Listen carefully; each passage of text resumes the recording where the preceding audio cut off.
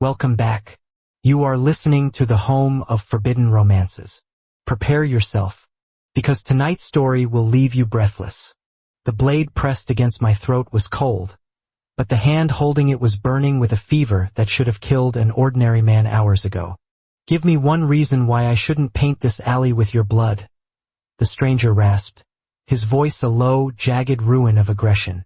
Rain hammered down on us in the shadowed recess of Sector 4, washing the grime of the slums over his expensive, tattered shoes. I didn't tremble. I couldn't afford to. I stared straight into eyes the color of fractured steel. Eyes that held no recognition of where he was, only the primal, terrified instinct of a wounded predator backed into a corner. Because, I whispered, holding up the meager first aid kit I just bought with my last credits. I'm the only one in this godforsaken city who isn't trying to kill you. The stranger's grip faltered. The scent of ozone and iron, distress pheromones so potent they made my knees weak, flooded the narrow space. His eyes rolled back, the knife clattered to the wet pavement, and the heavy weight of a muscular, unconscious alpha collapsed into my arms. My name is Julian, and in a city divided by blood and credits, I had just made the most dangerous mistake of my life. I had invited a wolf into my sheep's pen. Getting him up the 3 flights of stairs to my cramped apartment was a testament to adrenaline.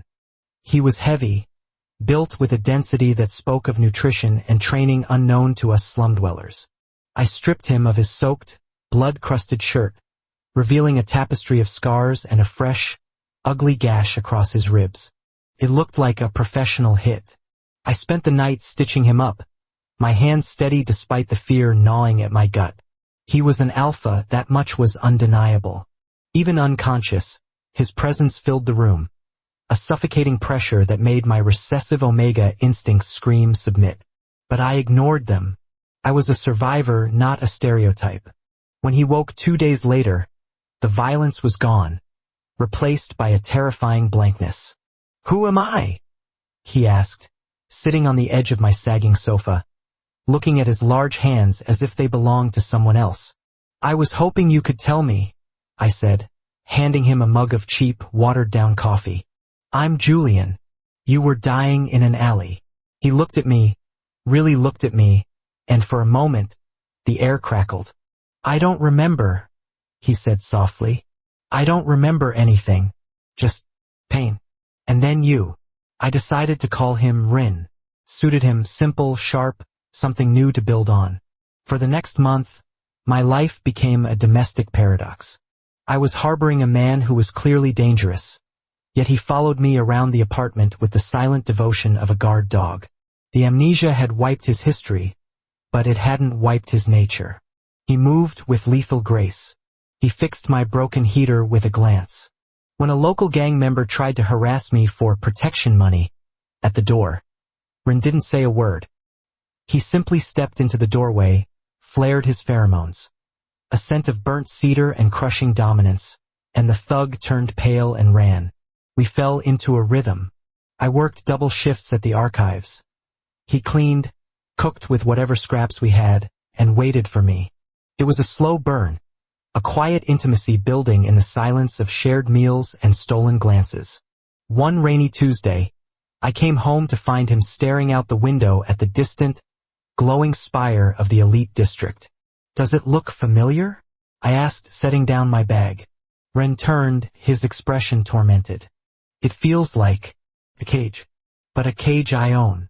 He crossed the room, crowding my space, his heat radiating against my skin. "Julian, I feel like I'm waiting for something terrible to happen. I feel like I shouldn't be here, but..." He reached out, his rough thumb tracing my cheekbone. "This is the only place I've ever felt quiet." "Run," I breathed, my heart hammering against my ribs. "Don't look at me like I'm a victim, Julian," he murmured, leaning down until his forehead rested against mine. "My instincts tell me I take what I want. And right now, all I want is to keep you safe." That night, the dynamic shifted. It wasn't just gratitude anymore. We came together in a tangle of limbs and desperate need. A collision of his overpowering strength and my yielding softness. It was frantic, messy, and deeply emotional. For a man with no memory, his body knew exactly how to worship mine, how to hold me as if I were precious glass. I fell asleep in his arms, thinking that maybe, just maybe, we could stay in this bubble forever. I was a fool. The bubble burst 3 days later. I was at work, organizing digital files, when the news feed on the break room monitor flashed red. Asterisk, breaking news. Thorn Industries CEO found? Chaos in the stock market. Asterisk, I froze. The image on the screen was grainy, an old file photo, but the jawline was unmistakable. The steel-gray eyes were sharper, colder, but they were his. Cashin Thorn. The ruthless king of industry. The alpha who was rumored to have dismantled 3 rival corporations before he turned 30. A man known for his icy temperament and zero tolerance for failure. I ran home, my lungs burning, dread pooling in my stomach. The apartment door was ajar. The room was tossed. The table was overturned. But there was no blood. Just a note left on the counter, written in handwriting that was far too elegant for a homeless stray. Asterisk, stay here. Don't come looking for me. It's for your own good. Asterisk, he was gone. Ren was dead. Cashin Thorn had woken up. 3 months passed. 3 months of silence. I tried to go back to my life, but how do you return to the gray after touching the sun? I was angry. I was heartbroken. I had saved his life, nursed him back to health, given him my body and my trust, and he had discarded me the moment his memory returned. It was exactly what everyone said about the elites. They used people like fuel and left the ashes behind. I was walking home from the archives, the autumn wind biting through my thin coat, when a sleek, matte black limousine pulled up to the curb, cutting off my path.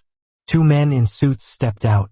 They were huge betas with earpieces, but they weren't the threat. The threat was the aura radiating from the darkened backseat window. Mr. Julian Vane? One of the suits asked. It wasn't a question. Please, get in. And if I refuse? We were instructed to carry you, the man said flatly. Please don't make us do that. The boss was very specific about not bruising you. My heart skipped a beat. The boss. I climbed into the car.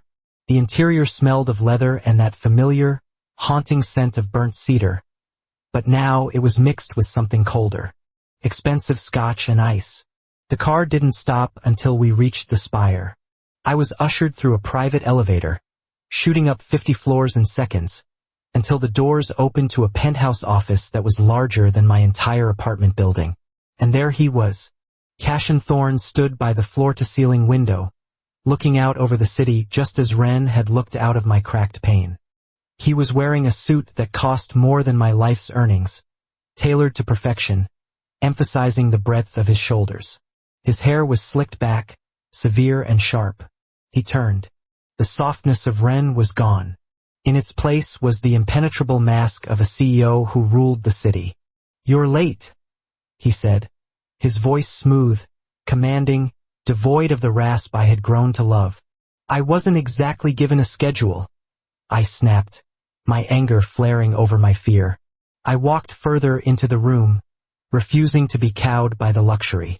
You have some nerve, Cashin. Or do you prefer Ren? Or do you even remember me? Cashin's eyes narrowed. He walked toward me, his strides predatory. I remember everything, Julian. I remember the smell of the rain in the alley. I remember the taste of the soup you made that tasted like dishwater. I remember the sound of your breath when you fell asleep on my chest. He stopped inches from me. The power emanating from him was suffocating. This wasn't the confused stray. This was a titan. Then why did you leave? I demanded, my voice trembling. You left a note. Like I was the maid. I left because if I had stayed 1 hour longer, the assassination team tracking me would have leveled your building with you inside, Cashin said, his voice dropping to a dangerous growl. I didn't leave to abandon you. I left to slaughter the people who put me in that alley. I stunned into silence. The brutality of his words clashed with the elegance of the room. I spent the last 3 months purging my company, Cashin continued, circling me like a shark, rooting out the traitors, securing my position, making sure that when I brought you here no one, could touch you. Brought me here. I stepped back. I have a life, Cashin. I have a job. You can't just pluck me out of Sector 4 because you feel guilty. Guilt has nothing to do with it. He moved faster than I could track, his hands slamming onto the wall beside my head, trapping me. He leaned in, inhaling deeply at the curve of my neck. You think I'm doing this out of charity? You think I'm paying a debt? He pulled back, forcing me to look at him. His eyes burned with that familiar fever, the obsession I had mistaken for confusion back in my apartment. You saved an alpha, Julian. You nursed me. You took me into your bed. His voice dropped to a whisper that vibrated through my bones. By the ancient laws of my bloodline, and by the sheer fact that I can't sleep without your scent anymore. You belong to me. I belong to no one. I spat, though my resistance was melting under his proximity. Is that so? Cashin smirked, a dangerous, arrogant tilt of his lips that were never had. Then why is your heart racing? Why aren't you pushing me away? He reached into his jacket pocket and pulled out a small velvet box. He tossed it onto the mahogany desk behind him without looking. That's the deed to your apartment building. I bought it. I also bought the archives where you work. I'm in the process of buying the block. My jaw dropped. You're insane. I'm thorough, he corrected. I couldn't risk you running. Now you have two choices. You can walk out that door, go back to your apartment, which I am now the landlord of, and pretend this never happened. Or, he stepped closer, his body pressing flush against mine, the heat of him searing through his suit. Or you accept that you woke up a dragon, and you stay here by my side where you belong. Not as a nurse, not as a secret, but as my partner. And if I say no? I challenged, though my hands were already clutching the lapels of his suit.